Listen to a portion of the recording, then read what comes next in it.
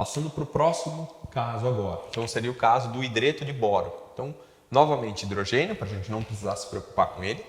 Passando agora para o caso do boro. Boro, número atômico 5, distribuição 1s2, 2s2, 2p1. A gente sabe que o número de elétrons de valência do boro será 3.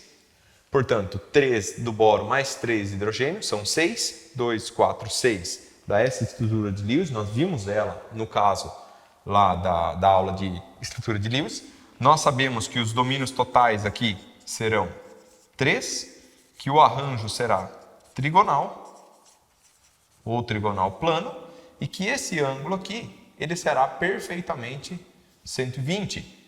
Por quê? Porque essa molécula está circunscrita num triângulo perfeito. A gente sabe que a soma dos ângulos internos do triângulo teria que ser 180, então esses ângulos aqui, por geometria, a gente pode provar que eles têm que ser 120. Como no caso anterior, nós temos que ver que implicações a teoria de ligação de valência nos dá para a explicação dessa molécula. Então, 1s2, 2s2, 2p1 seria mais ou menos o seguinte: orbital 1s, orbital 2s e orbital 2p.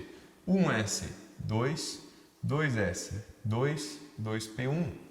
Então, novamente, o boro tem quantos elétrons de valência? 3. Mas desses 3, apenas um está desemparelhado. Então, ele deveria fazer apenas uma ligação.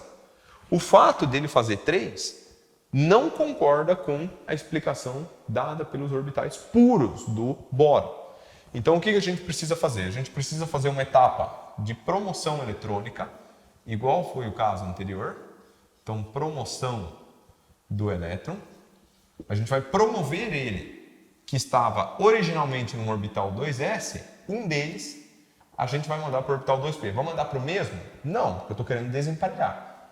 Então eu vou mandar para um terceiro orbital. Agora eu tenho 3 orbitais que correspondem a 3 ligações covalentes. Isso é correto? Parcialmente. Por quê? Porque esses 3 orbitais são diferentes entre si. Eu tenho 2 iguais, porém um diferente. E aqui eu tenho 3 ligações que são rigorosamente iguais. Elas são idênticas em todas as suas propriedades. O que isso significa? Outra coisa, o ângulo aqui ele é 120 graus. Qual que é o ângulo entre 2 orbitais P? Nós já vimos lá no caso da estrutura eletrônica, eles são ângulos de 90 graus. Então esses 2 orbitais a 90 graus entre si nunca vão conseguir, de alguma maneira, gerar uma estrutura de Lewis com um ângulo de 120. Então aqui a gente precisa fazer o quê? A gente precisa hibridizar os orbitais da minha estrutura que vão fazer essas ligações. A gente precisa hibridizar eles para uma situação que corresponda a orbitais equivalentes. Então eu vou fazer uma hibridização de um orbital S com 2 orbitais P. Então aqui eu vou ter o orbital 1s original ainda. Aqui eu vou ter um dos orbitais 2p originais, orbitais puros. Aqui o orbital 1s ele não se envolve nas ligações químicas, porque ele pertence ao caroço do átomo. E aqui, nesses orbitais agora híbridos, a hibridização é justamente a combinação entre estes 3 orbitais aqui para a formação dos 3 orbitais. Então, todos os 3 orbitais originais contribuem para a formação dos 3 orbitais híbridos. Bom, qual que vai ser a nomenclatura desses orbitais agora? Como eles são formados por um orbital S e 2 orbitais P, eles são chamados híbridos sp2. Isso de acordo com a nomenclatura original que a gente tinha visto. sp, se for um S e um P, sp2, se for um S e 2 Ps. A experiência nos mostra que um orbital S mais um orbital P mais outro orbital P, isso aqui fazendo a combinação desses 3 aqui, nós temos que gerar 3 orbitais distintos, que são esses 3 aqui. Um vai apontar para cima, um vai apontar para um lado e o outro vai apontar para o outro. Novamente, igual ao caso anterior, orbitais que são parecidos com o P, mas que têm um lóbulo grande e um lóbulo pequeno. Aonde estão apontados esses lóbulos desses orbitais? Eles estão aqui, ó.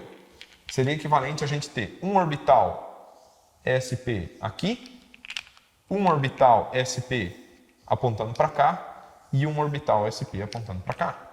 Quando nós ligamos os hidrogênios, cada qual num desses orbitais, essas regiões pintadas aqui serão as ligações covalentes. Claro que o meu desenho está imperfeito, de modo que essas coisas parecem diferentes.